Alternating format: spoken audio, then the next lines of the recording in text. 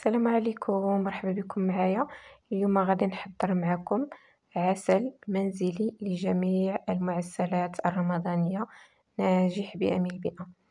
عندي هنايا 2 كيلو ديال السكر، عندي 2 ديال الحامضات على شكل دوائر، عندي ملعقة صغيرة ديال حبوب أتاي، عندي أعواد من القرفة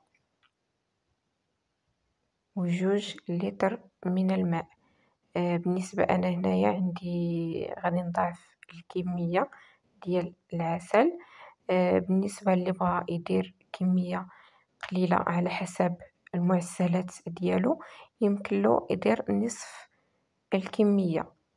بالنسبة للمبتدئات اللي ما كيستقش ليهم العسل المنزلي، هادو مقادير مضبوطة 100% وكينجح وكيجي رائع جدا. كيف كتلاحظوا معايا هذا هو الخليط ديالي.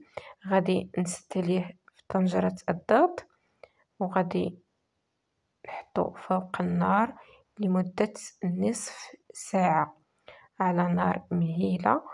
كيكون العسل ديالي واجد وناجح 100%.